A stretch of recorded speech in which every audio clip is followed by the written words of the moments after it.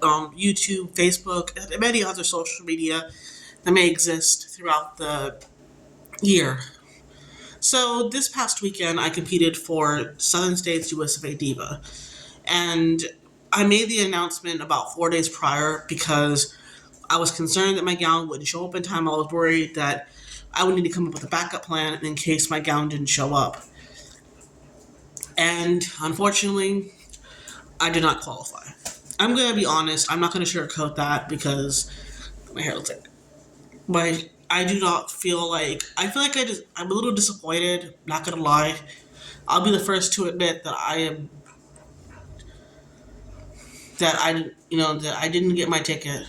And I will say that I gave everything I could. I think I did the best I could. I don't think I could have done anything else. Sure, I made mistakes like everybody else. Everybody else makes mistakes. Nobody's perfect.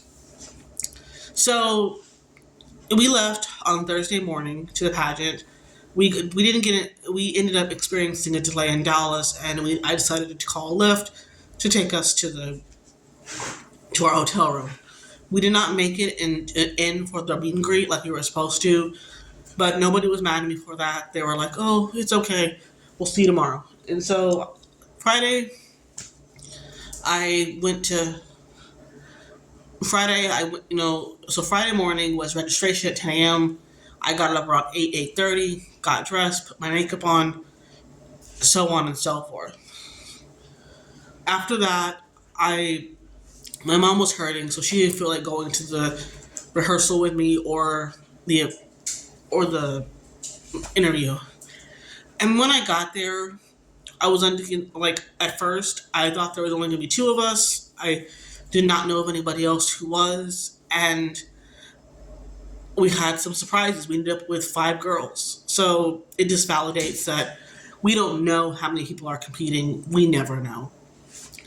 We may have an idea, but we really don't know. And there was 5. Texas, or Southern States, as it's called this year, was a very competitive prelim. I think this is the most I've seen in Texas since I've been competing. In the first year I competed, there was 3. The second time I competed for Texas, there was 4. So they're getting up, and I've seen 3. And on average, they've had about 3 or 4 on average. So it's a good thing. I think Texas has, for the first prelim of the season, I think that was a really good turnout. And I was surprised to see one of my Diva sisters from last year from Louisiana, Zaza, and it was good to see Mahogany and Ruby and everybody as well. So after the registration, there was 5 of us, and it was time to draw our numbers. And I randomly grabbed a bag. We don't know what number it had. And I look at my number, and it's 1. Great. So I've never been a fan of contestant number 1. I jokingly call it the death slot. Everyone says, "Well, you're setting the stage. You always be number 1." And I'm like, it's never been a lucky number for me.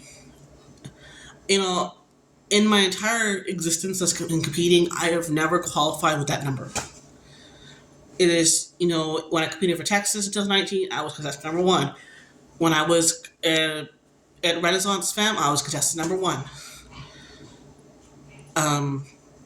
What else? For Diamond State, I was contestant number 2, I think, but it didn't make a difference. I didn't feel like I drew a good number, but that's just how it happens. You never know what you're going to draw. So I would be setting the stage, and there was a lot that was going to be happening.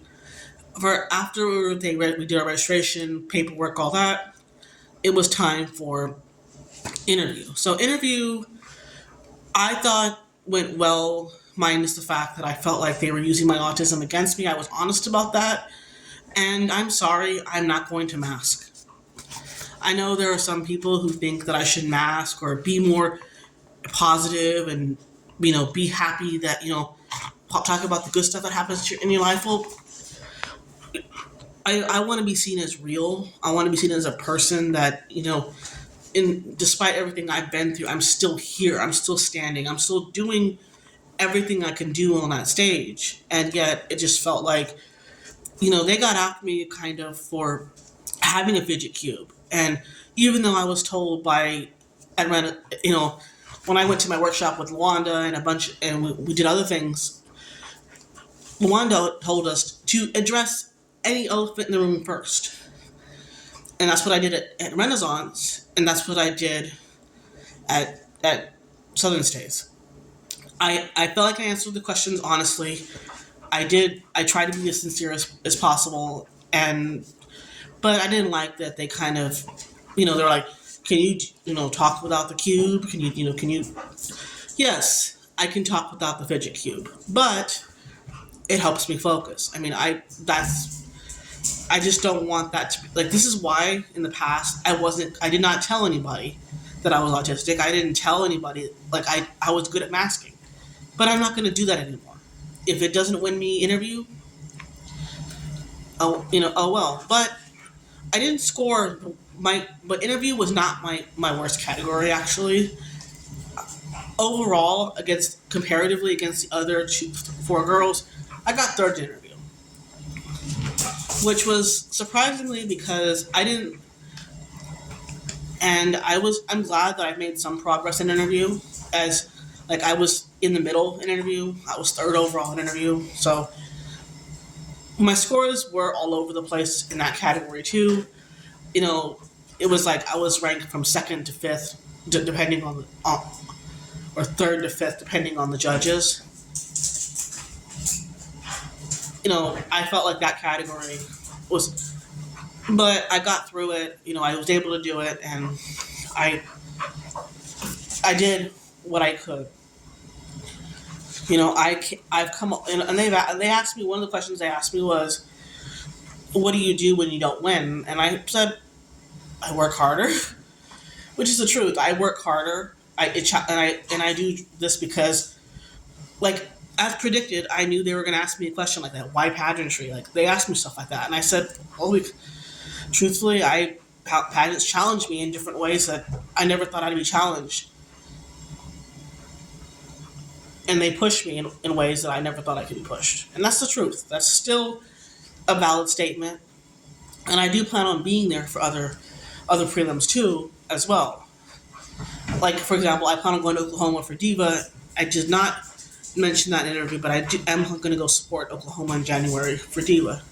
I'm not competing because I don't live in that state, so I can't do that prelim. But I am.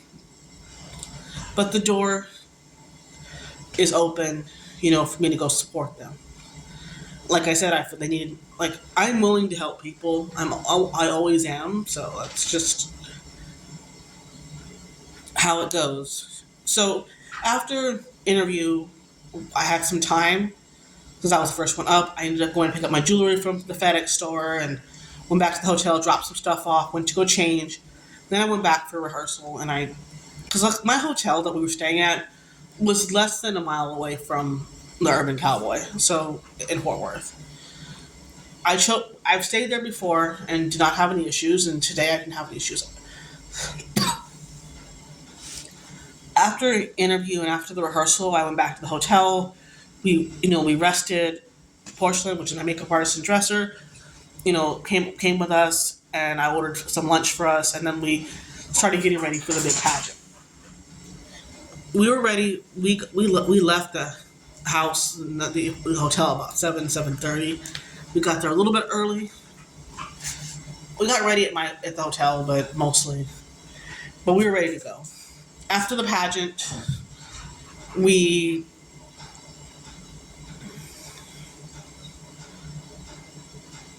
after we got to the pageant, we started setting up, getting ready. They were telling us that the pageant, the scheduling time that we were supposed to be there at 8:30, and at 9 p.m. we were going to start, but that didn't happen. We didn't start till almost 10.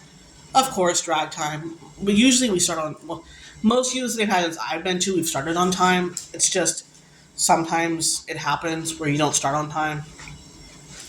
The first category after was presentation. Obviously, we walked out there, did our little turn on the catwalk, and for the Wild West country theme, I thought my outfit looked pretty good. I felt like out of everybody in the competition, I felt like I was the most conservative in the way I was dressed. I felt like I do feel like my aesthetic is different than the other girls, and that's not in a bad way. It's just you can tell that I put a lot of effort in what I do, and I put as much as myself in what I do, and that's probably why it hurts when I don't get my ticket or I don't do as well as I hope to do because I think I've given everything I could possibly do. Stop being a bell. So that being said, I I walked out, did my turn on the catwalk, and I thought I looked good in interview in presentation. It was a different look than whatever everybody else. Everybody looked different. Nobody wore the same thing. Everybody had their own distinct style, and that is perfectly fine. I think that's a good thing. It's kind of like every presentation I do, I've done different things and have tried it. And then next was talent, and because my talent had not come or got stolen, Mahogany had a wig that I could use for talent, and luckily, and it was ended up being really nice, like reddish brown wig, and it seemed to go with what I was doing pretty well. What are the odds that she would have something that would go with that, would suit me perfectly, and everyone was telling me how good it looked on me, and everybody liked how my outfit was stowed. And, I did all that. All that work that I put on that outfit was my work. Out, that was a lot of work that I had to do, and I went on stage. I did my number. I thought I did pretty well. I felt good, and it was actually this is the fun weird part is this was the first pageant I felt like where I was comfortable, where I was at home. Even if the judges did not see it, I felt like I was welcomed. I felt like I was stop. I felt like I was welcomed. I felt like it was hard to explain, but I felt like I was at home, like I was performing at home. I didn't feel like that pressure of competing, even though the competition was tough. Even though it was a tough, it was a battle. None of these girls came to play, but I always feel like I don't do what the other girls do. I do feel like I am different, and I don't think that's a bad thing. So after that, I thought talent looked good. We went out stage, I did my number, and then I had to get ready. I had plenty of time, so I was able to relax a little bit, catch my breath before it was time to get ready for gown. Now for gown, I knew that I knew that every contestant was going to have a flawless gown. Everybody had amazing looks. Everybody's jewelry was pretty. Everybody's hair and makeup, everybody looked amazing on stage. And when I went out, and I think the moment I put that gown on and everybody saw it, they were like, backstage, I think they were like,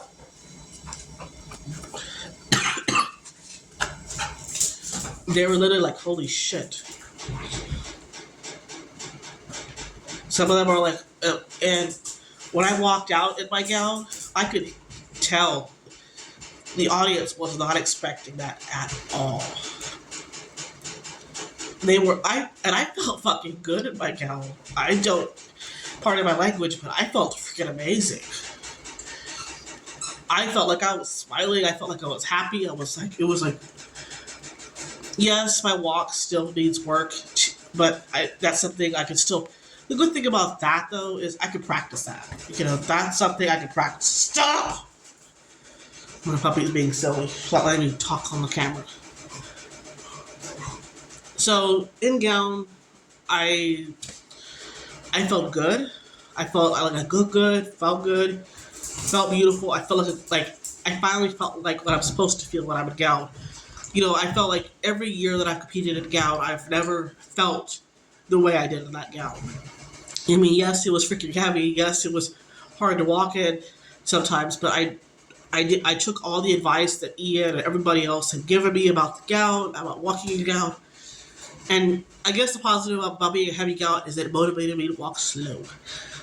One judge did tell me that I turned too fast, but I'll keep that in mind. I'll slow that down for next time.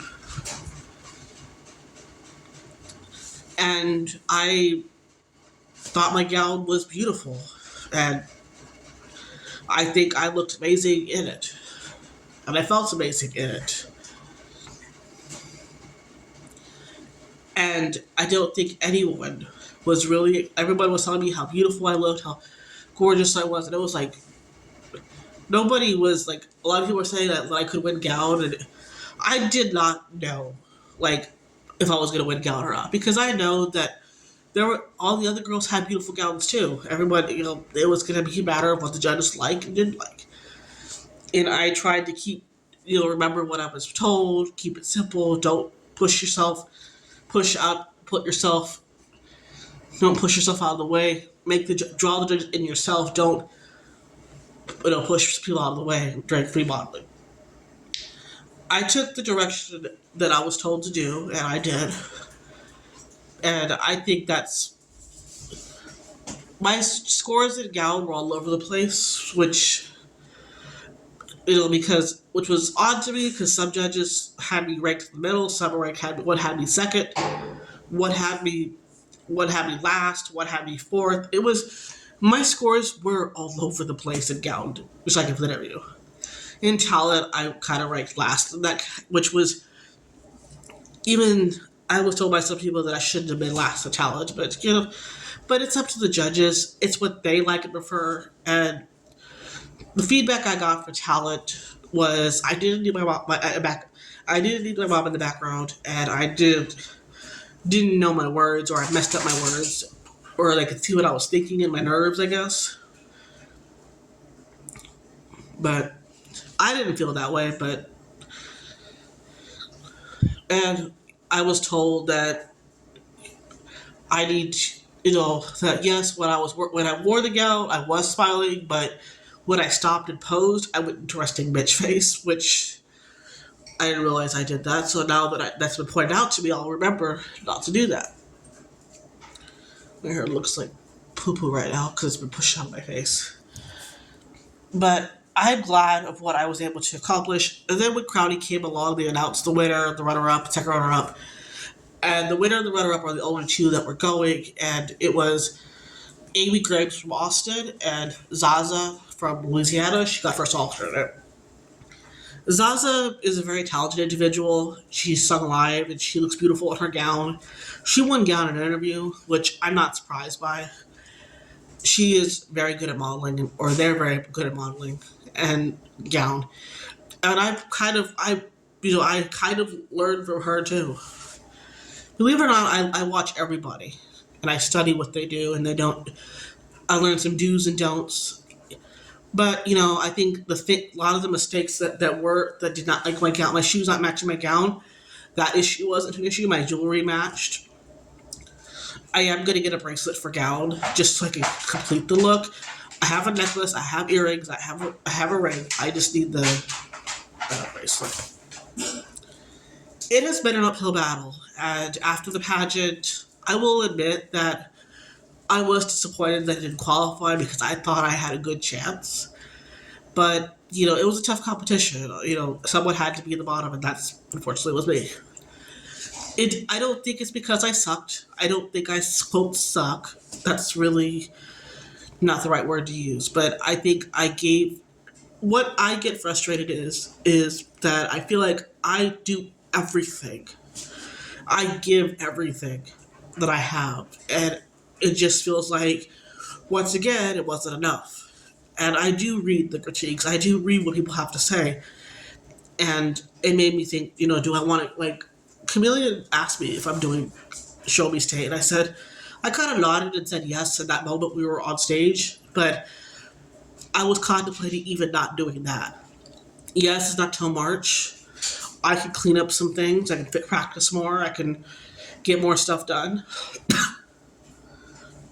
But I think I did everything I could do. I don't know if I could have done anything else. I walked off stage feeling good about myself in every category except maybe interview, but interview wasn't my worst category actually. It was actually the last two pageants. Interview has been my best category, so obviously, the teach with Lawanda has helped. You know, I don't think, but I'm not just I'm disappointed that I didn't qualify, but I'm proud of what I've accomplished. It's kind of a mixed bag, but it's kind of like it made me think. Like in that moment, of course, I wasn't thinking clearly, and I was like, maybe I'll just quit. There are a lot of people who don't want me to give up, but at the same time, people need to realize that I don't want to go through more prelims again. Like I don't want to go through three again. I want to get it. I want to get it on my first or second try. I don't want to get it to have to go be third time's a charm and have a. Like, this is the thing: is you don't travel across the state, across the country to lose. That's of course there's a more chance you're going to lose, but if you've given your best, I don't know what else you could possibly do at that point. And my drag sister kind of told me, well, you don't seem like you're in it to win it anymore. I'm like, that's not. I don't think that's true because if that were true, I wouldn't still be competing. Like, I almost didn't compete last comeback this season, but the reason why I did was because I felt inspired by, by the girls at nationals, and I wanted to be there again. And I did Renaissance, and I did some local titles, and if I had given up after Diamond State, I wouldn't have had any of those titles. I wouldn't have a second runner-up title at Renaissance. I wouldn't have experienced what I experienced, and I think every time I go on stage, I get better and better. People say your time will come, but I'm not going to wait forever for that. There's going to be a point where I get into my drag career where I'm going to stop. Like I'm going to stop competing. And one of the reasons why I don't want to compete as much is because I don't have the support that some of these girls have. Like I have to work very hard to get where I'm at, and sometimes it just feels like I can't catch a break. I see other girls have benefit shows here in town for state and nationals or whatever, and they raise hundreds, sometimes thousands. But when I have a benefit show, beep, I'm lucky if I hit 100, and I appreciate it. But at the same time, it just shows the inequity of support. I will help everybody if I can. Can I be at everything? No, obviously not. But it just made me feel like this is why I don't want to do. This is why I wanted to quit because I don't feel like I have a lot of support. And every time I compete, I feel like even at my best, I'm still the worst. I don't know what else to do. I thought about changing my talent entirely. But Scarlett was telling me, don't change your talent because I think it's a good number for you. And only one judge said something about the mix. It could be fixed. It could be remade. I'm going to have it remade. So, with someone who knows how to make mixes, I don't know how to make mixes. The mixes, like I did make the mix for talent, and I thought I did a good job in my talent, honestly, but they didn't agree. Judging is subjective. Every paddle is different. So we'll see what happens in Missouri in March. There's talks that there might be another Texas, but I do not I have plans to do MA in March too. So it's like if they have more in the event that I don't get my ticket in March, I don't know what's going to happen after that because we don't know when. They haven't announced officially where when Diva's going to be for nationals, and if it's in the summer, that's one thing. But if it's in April, there's just no way. There's just no way. I mean, this weekend I'm taking a week off from drag. I'm not performing. The Wednesday night show that was supposed to happen tomorrow got postponed again, so we don't know what's going to happen. Sorry. And then Saturday we had a court show, but I don't feel like going to it. I don't. I think I don't know what's gonna happen. I think I'm gonna give the best I can, and hopefully that's enough. But I also feel like this is the thing that they always tell us, to be ourselves, to be ourselves. But when you're honest and you're trying to be yourself, whether it's a talent, presentation, gown, etc., oh no, not like that.